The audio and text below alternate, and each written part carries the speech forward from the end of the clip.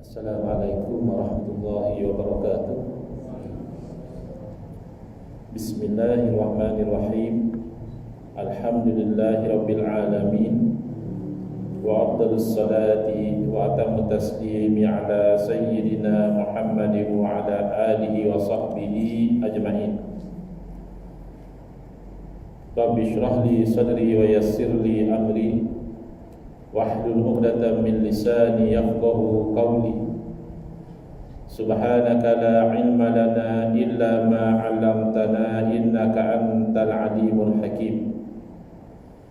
Allahumma akhrijna min zulumatil wahmi wa akrimna bi nuril fahmi waftah 'alaina bi ma'rifatil ilmi wa sahhil akhlaqana bil hilm.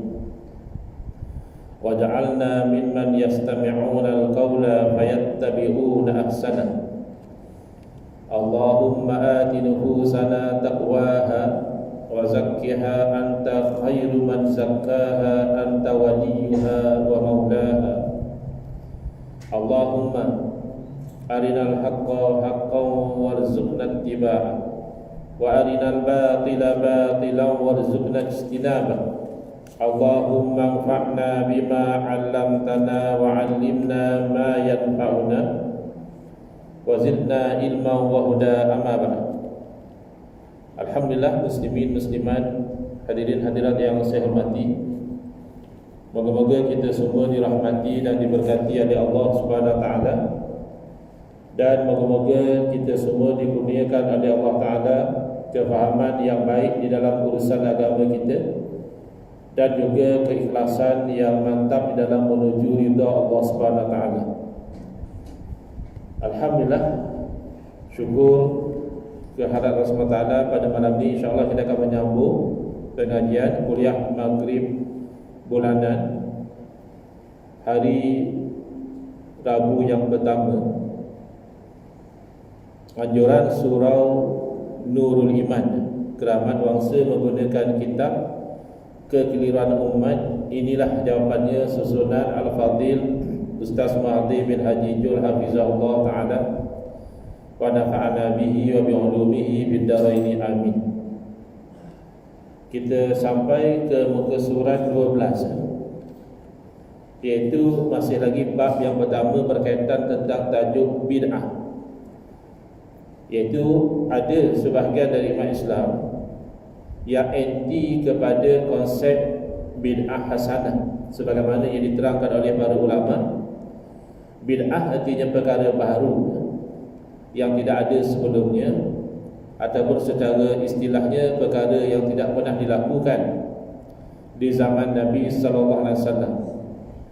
Sementara hasanah maknanya baik. Jadi kenapa ada perkara baru yang baik? Kerana perkara baharu itu tidak bercanggah dengan syariat. Jadi ada orang tak boleh terima. Dia kata mana ada bid'ah hasanah, bid'ah semua sesat, tidak ada bid'ah yang baik. Jadi golongan seperti ini mereka akan memahami dalil daripada Quran dan juga hadis Nabi sallallahu alaihi wasallam yang menunjukkan adanya bid'ah yang hasanah, perkara baharu yang baik. Dalam kuliah yang lalu kita telah lihat dalil dalam ayat suci Al-Quran sendiri menunjukkan adanya bid'ah hasanah, iaitu dalam suratul Hadid, surah Al-Hadid ayat 27, yang mana antara lain Allah Ta'ala berfirman, wa rahbaniyatan ibtada'uha. Rahbaniyah, cara hidup sebagai rahib, cara hidup sebagai pendeta, iaitu fokus kepada ibadah, kurang fokus kepada urusan dunia. Itu namanya rahbaniyah. Ibtada'uha, mereka lah yang melakukan bid'ah itu. Mereka itu siapa? Orang-orang Nasara, pengikut Nabi Isa alaihi salam. Ma katabnaha alaihim, kami tidak tetapkan pun cara hidup demikian ke atas mereka, tapi mereka yang buat bid'ah itu. Kenapa mereka buat bid'ah ni? Allah tak suruh pun hidup sebagai rahib. Illa ibtigha'a ridwanillah, tidak ada tujuan lain kecuali untuk mendapat ridha Allah. Apa kaitan ayat ini dengan bid'ah hasanah? Baik, kita ambil latar belakang dahulu. Kejadian yang berlaku adalah pengikut Nabi Isa alaihissalam pada satu masa mereka diuji dengan pemerintah yang bergelumang dengan maksiat, penguasa yang bergelumang dengan maksiat. Maka pengikut Nabi Isa alaihissalam yang masih taat kepada ajaran baginda, lalu mereka menjalankan kewajipan al-amru bil ma'ruf wan nahyu anil munkar, menyuruh dengan yang ma'ruf, yang baik, dan melarang, mencegah dari yang munkar. Mereka larang, jangan buat maksiat macam ni, macam ni Allah larang. Nabi Isa dulu dah sampaikan tak boleh buat benda-benda macam ini. Malangnya, bukan sahaja nasihat itu tidak diikuti, yang menasihati dibunuh. Jadi yang selamat dari tragedi pembunuhan itu, mereka tersepit, mereka dalam dilema. Kalau hidup dalam masyarakat, biar saja masyarakat buat maksiat, nanti agama rosak. Tapi kalau hidup dalam masyarakat, pergi larang kepada pemerintah tadi jangan buat maksiat, kalau ikut pengalaman yang lepas, nyawa melayang. Jadi tersepit. Dalam masa nak jaga agama, dalam masa sama juga nak jaga nyawa. Lalu mereka buat satu bid'ah, iaitu mereka hidup jauh dari masyarakat, katakan di pinggir hutan, katakan di kaki gunung, ya. Mereka fokus kepada ibadah. Jadi macam itu agama mereka terjaga, mereka tidak terlibat dengan maksiat yang dilakukan dalam masyarakat, dan nyawa mereka juga terjaga, tidak dibunuh. Tak nampak lagi tu kaitan dengan bid'ah hasanah. Baik, kaitannya adalah fama ra'auha haqqa ri'ayatiha. Lalu selepas daripada mereka dah elok hidup macam itu, mereka tidak lagi memelihara hak-hak yang sepatutnya mereka lakukan dalam hidup rahbaniyah itu. Ya, selepas elok dah mereka fokus pada ibadah, tidak terlibat dengan maksiat yang berlaku dalam masyarakat, mereka sudah mulai cenderung kepada dunia semula. Mereka sudah tidak lagi fokus kepada cara hidup rahbaniyah. Lalu Allah Ta'ala labelkan mereka sebagai orang yang fasik. Baik, kaitannya adalah dalam ayat ini, pertama jelas rahbaniyah itu adalah bid'ah, sebab Allah sendiri sebut ibtada'uha. Dan jelas juga bahawa dalam ayat ini tujuan mereka buat bid'ah itu adalah untuk dapat ridha Allah, nak jaga nyawa dan juga nak jaga agama. Dan yang ketiga, jelas juga bahawa Allah mengeji mereka, Allah melabel mereka sebagai orang fasik bila mereka tinggalkan cara hidup rahbaniyah tadi. Masa mereka buat rahbaniyah, Allah tidak keji. Bila mereka tinggalkan rahbaniyah, Allah keji. Berarti rahbaniyah itu baik atau tidak? Baik. Seorang tu kalau tinggal benda baik, dia dikeji. Kalau dia tinggal benda buruk, dia dipuji. Contoh mudahlah, kalau orang dulu rajin solat, rajin berjemaah, kemudian dia dapat harta, dapat pangkat, dah tak solat lagi, dah tak berjemaah lagi, orang ini dikeji sebab yang dia tinggal tu baik.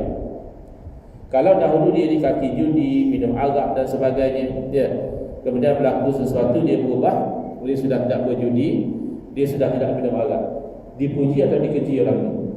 Dipuji, sebab yang dia tinggal itu buruk. Jadi bila Allah keji mereka kerana meninggalkan rahbaniyah, berarti rahbaniyah, cara hidup kependekan itu baik. Sebab itu bila tinggal, Allah keji. Dan rahbaniyah itu dengan nas Al-Quran adalah bid'ah. Maka Al-Imam Al-Qurtubi rahimahullah ta'ala, salah seorang ulama ahli tafsir yang terkenal, beliau ada kitab tafsir yang masyhur, Al-Jami' li Ahkamil Quran, yang menghimpunkan hukum-hukum Al-Quran. Bila tiba pada ayat ini, antara yang diterangkan oleh Imam Qurtubi rahimahullah ta'ala adalah hadhil ayatu dalilun atau tadullu ala anna kulla bid'at ala anna kulla muhdatsatin bid'atun. Ayat ini menjadi dalil bahawa setiap perkara yang diada-adakan, perkara baharu, itu dinamakan bid'ah. Wa yanbaghi liman yubdi'a khairan ayyadu ma'alaihi. Dan sepatutnya lah, sayudialah orang yang melakukan bid'ah yang baik, perlulah dia mengekali, perlulah dia istiqamah melakukannya. Kenapa? Kerana ambil pengajaran dari kejadian yang berlaku kepada Bani Israel. Berikut Nabi Isa AS, mereka buat bid'ah yang baik, mereka tinggalkan, Allah keji mereka sebagai orang yang fasik. Maka kalau kamu buat satu bid'ah yang baik, jangan ditinggalkan, istiqamah, lakukan. Jadi disebutkan ada kaitan dengan mengekali melakukan salat tarawih. Kerana yang wajib kita mengekali melakukan sepanjang bulan Ramadan adalah puasa. Kutiba alaikumus syiyam, diwajibkan ke atas kamu puasa. Adapun qiyam, iaitu malam-malam kita solat tarawih, itu tak wajib. Bahkan pernah Nabi SAW lakukan semalam, 2 malam, masuk malam yang ketiga Nabi dah tak keluar lagi. Padahal malam pertama bila Nabi solat tarawih, sahabat ikut. Malam kedua lebih ramai lagi. Malam ketiga atau malam keempat Nabi dah tak keluar. Kenapa? Kerana bimbang diwajibkan, nanti membebankan. Jadi hukumnya tak wajib. Maka kamu mengekali. Orang Islam lepas tu masih buat lagi. Cuma bila sampai zaman Sayyidina Umar radhiyallahu anhu, Sayyidina Umar suruh buat di belakang satu imam je. Jangan buat berkecamuk, sana satu jemaah, sini satu jemaah, sana sembahyang seorang-seorang. Tapi diamalkan daripada zaman Nabi SAW sehinggalah zaman kita sekarang. Jadi ini poinnya. Bila kamu dah mengekali sedangkan tak diwajibkan oleh Allah, dan mengekali melakukan perkara yang sunat itu baik, maka teruskan. Bimbang jadi seperti orang-orang Bani Israel, mereka dah buat satu bid'ah yang baik, lalu mereka tinggalkan, Allah mengeji mereka. Dalil yang seterusnya adalah daripada hadis Nabi SAW, yang mana hadis-hadis ini dua daripadanya menggunakan kaedah memahami yang dipanggil mafhum mukhalafah. Mafhum daripada perkataan bahasa Arab, fahima yafhamu, faham. Kita dah jadikan bahasa Melayu. Kan orang cakap dia faham tak ni? Faham tu asalnya bahasa Arab. Ya. Jadi mafhum berarti sesuatu yang difahami. Kerana orang bila bertutur ada namanya mantuk. Mantuk tu memang dia sebut, dia expressly mention. Itu mantuk, dia memang sebut. Kalau mafhum, dia tak sebut tapi understood, impliedly understood, dipahami. Baik. Jadi dua hadis ini perlu kepada teknik mafhum mukhalafah ini. Kalau tak, nanti dia salah faham. Baik. Saya bagi contoh bagaimana konsep mafhum mukhalafah ini. Misalnya selesai daripada solat isyak nanti, imam membuat pengumuman, kata tuan imam, kepada jemaah yang berusia tidak lebih dari 40 tahun, mohon tunggu dalam surau sekejap. Ya. Jemaah yang berusia tak lebih 40, tolong tunggu dalam surau sekejap. Lalu datang salah seorang dari jemaah itu, kata dia kepada imam, "Imam, saya ni umur dah 60. Saya nak kena tunggu ke tidak?" Dia tanya. Lalu imam jawab, "Haji, bukankah tadi saya dah buat pengumuman yang kurang 40 sila tunggu?" Betul lah kata jemaah tadi, betul lah imam cakap macam itu. Yang kurang 40 sila tunggu. Yang lebih 40 imam tak cakap pun kena tunggu ke tidak. Tentulah dalam fikiran tuan imam, Fahamlah kalau saya dah kata yang kurang 40 sila tunggu, automatiklah yang lebih 40 tak payah tunggu. Tak perlulah saya sebut lagi. Jadi bila imam bercakap yang kurang daripada 40 tahun sila tunggu, itu mantuk diucapkan. Bila difahami bahawa kalau begitu yang lebih 40 tahun tak payah tunggu, itu namanya mafhum mukhalafah, kefahaman yang sebaliknya. Kalau yang kurang 40 kena tunggu, sebaliknya yang lebih 40 tak payah tunggu. Itu difahami begitu. Jadi dengan kefahaman itulah kita lihat hadis Nabi SAW yang mana baginda bersabda, "Man ibtada'a dhalalatan la yardaha Allah wa la rasuluhu kana alaihi mislu asami man amila biha la yanqusu zalika min awzarihim syai'." Barang siapa yang melakukan bid'ah yang sesat, barang siapa yang mengadakan satu bid'ah yang sesat, la yardaha Allah wa la rasuluhu, maksudnya ya Allah dan Rasul tidak redha, maka dia mendapat sama dosa seperti orang yang meniru. Dia pioneer, dia perintis buat benda yang sesat, orang lain tiru, dia dapat dosa sama macam orang yang tiru. Jadi orang yang tiru tu untunglah, sebab dosa dia orang lain tanggung. Tidak berkurangan yang demikian itu daripada dosa-dosa mereka sedikit pun. Makna katalah A ni dia yang mula buat pesta maksiat di kampung tu. Sebelum tu tak ada. Dia pioneer, dia perintis. Bila dia dah buat, tahun depan orang fikir seronok pula tahun lepas kita ada pesta ini itu ini, kita buat lagi tahun ini. Dia dah tak buat. Bahkan dia mungkin dah meninggal. Dia masih dapat dosa sama, sebab dia yang awal-awal membuat perkara tersebut. Habis yang buat kemudian tu tak ada dosa lah. Tak, yang buat kemudian dapat dosa penuh 100%. Yang dia awal-awal dapat dosa tambahan. Bukan makna kalau kata dia dapat dosa, yang buat tu dah lepas daripada dosa, tidak. Masing-masing dapat dosa penuh. Cuma dia rugilah, dah meninggal lah, masih mengalir lagi dosa dalam timbangan dia, sebab dia awal-awal merintis perkara yang sesat. Baik, apa kaitan dengan bid'ah hasanah? Di sinilah konsep mafhum mukhalafah tadi. Barang siapa yang mengadakan satu bid'ah yang sesat, yang Allah dan Rasulnya tidak redha, dia dapat dosa. Maka difahami sebaliknya, barang siapa yang mengadakan satu bid'ah yang tidak sesat, yang Allah dan Rasul redha dengan bid'ah itu, maka dia akan dapat pahala. Soalan, macam mana nak tahu Allah dan Rasul redha atau tak redha? Benda itu kan bid'ah baru, mana zaman Nabi tak ada. Macam mana kita nak tahu kata Allah redha tidak redha dengan bid'ah tersebut? Jawapannya, para ulama perlu merujuk kepada dalil. Quran kah, hadis kah, ijma' kah, qiyas kah, kena rujuk kepada dalil. Sebagai contoh, senang kita nak faham, yang berlaku kepada kita ketika pandemik COVID-19, kita buat bid'ah dalam ibadah solat berjamaah, iaitu kita dengan sengaja bahkan disuruh solat berjamaah itu jarak-jarak antara satu makmum dengan satu makmum, sedangkan itu bid'ah. Kalau ikut hadis ni, siapa yang buat bid'ah yang sesat, Allah dan Rasul tidak redha, dia akan dapat dosa. Sembahyang jarak-jarak itu bid'ah yang sesat atau tidak? Dia ulama kaji, apa punca sembahyang jamaah jarak-jarak? Adakah seronok-seronok? Adakah suka-suka? Tak nak ikut sunnah Nabi? Tidak.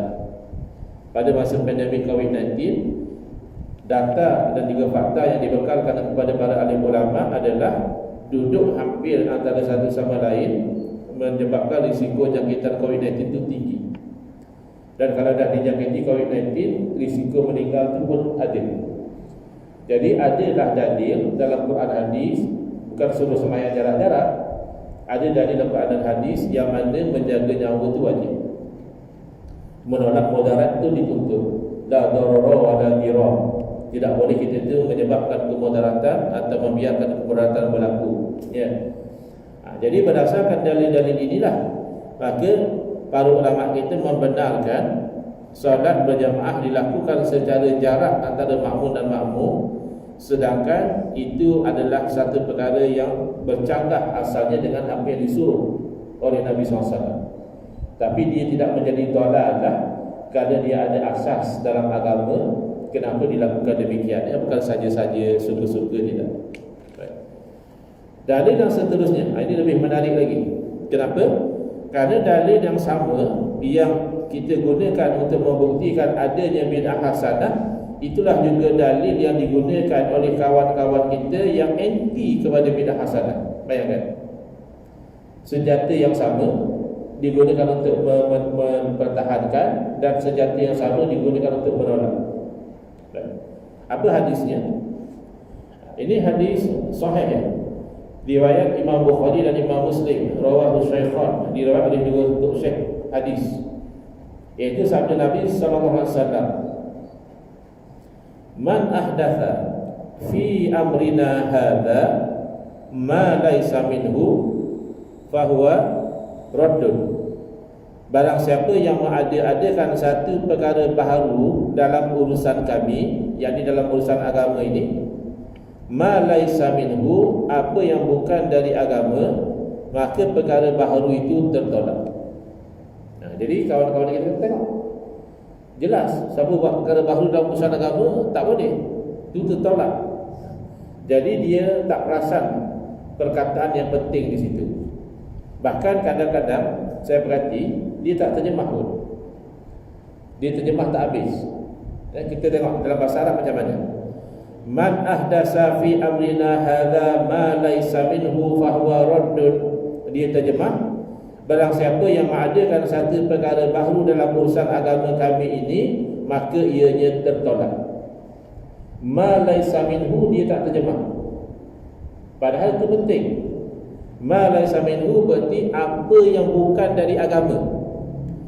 Kalau perkara baharu tu bila dikaji, diselidik oleh ulama, oh ini tak ada asas dalam agama, tertolak. Berarti mafhum mukhalafah, kefahaman sebaliknya, kalaulah perkara baharu itu dari agama, ada asas di dalam agama, maka itu diterima. Macam mana nak tahu perkara baharu itu asasnya dari agama atau tidak? Jawapannya, para ulama akan merujuk kepada dalil.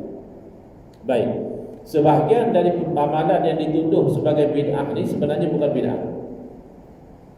Contoh, selawat salat tarawih, ada yang kata bid'ah sebab Nabi tak buat. Yang itu tidak bid'ah pun. Kenapa? Karena selawat ni memang dituntut dalam Quran, dalam hadis. Dalam Quran setiap jemaat dibaca oleh khatib, innallaha wa malaikatahu yusalluna 'alan nabi ya ayyuhalladzina amanu sallu 'alaihi wa sallimu taslima. Ya Allah dan Rasul berselawat ke atas Nabi. Hai orang-orang yang beriman, hendaklah kamu selawat dan salam ke atas Nabi sallallahu alaihi wasallam. Jadi bila Allah perintah selawat, ada tak Allah tetapkan bila? Betul solat ada ketetapannya. Maghrib waktu sekian, isyak waktu sekian, subuh waktu sekian. Selawat ada tak waktu dia? Tak ada. Maka bila-bila masa boleh selawat. Sebelum tarawih boleh selawat, selang-selang tarawih boleh selawat, lepas tarawih boleh selawat, masa memandu boleh selawat, ya, nak tidur boleh selawat, masa berjogging boleh selawat. Jadi orang yang mengatakan selawat selang tarawih itu bid'ah, dia tak faham. Jenis selawat ni adalah ibadah yang tidak ditetapkan masa. Jadi nak selawat selang tarawih itu termasuk perkara yang dituntut. Tapi memang ada perkara yang memang bid'ah. Contoh, sambutan Maulidur Rasul sallallahu alaihi wasallam. Memang tak ada zaman Nabi sallallahu alaihi wasallam bila datang bulan Rabiul Awal atau 12 Rabiul Awal diadakan ceramah. Kemudian dibuat jamuan makan. Kemudian dibuat majlis selawat dan qasidah. Kemudian bahkan dilakukan berarakan. Kan ada setengah tempat sebenar-benar Rasul berarakan Maulidur Rasul. Semua ini memang bid'ah, maknanya benda baru. Zaman Nabi tak dilakukan. Maka berdasarkan hadis tadi, hadis sahih tadi, hendaklah dipastikan maulid ini minhu, ada asalnya dalam agama, am laisa minhu, tak ada asal dalam agama. Kenapa nak kena tentukan tu? Sebab kalau ada asal dalam agama, diterima, maka kita buat. Kalau tak ada asal dalam agama, maka ditolak, jangan buat. Okey. Jadi kita lihat maulid, apa asal dia? Okay. Asal yang pertama ayat Al-Quran. Allah berfirman, qul bifadlillahi wa birahmatihi fabidzalika falyafrahu. Katakanlah dengan kurniaan dan rahmat Allah, dengan demikian itu hendaklah mereka itu bergembira. Kita diperintahkan bergembira dengan kurniaan dan rahmat Allah. Apa dia kurniaan dan rahmat Allah? Dalam kitab-kitab tafsir disebutkan antaranya Al-Quran dan Islam.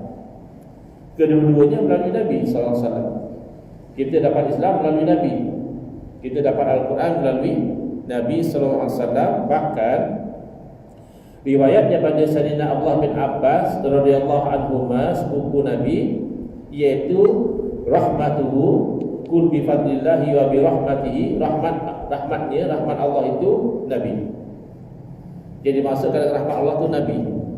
Sebab ada ayat lain Allah berfirman, wa ma arsalnaka illa rahmatan lil alamin.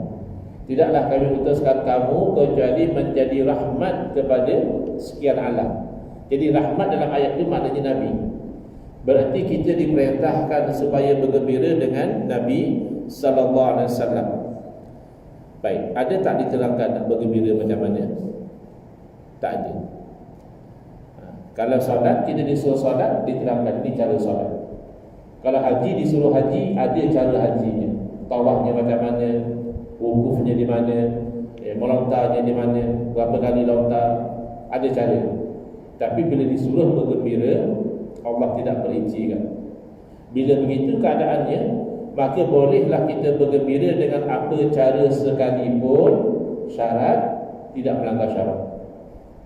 Takdir sajalah kalau ada orang sambut Maulid Nabi, buat pesta tari menari dan minum-minuman keras.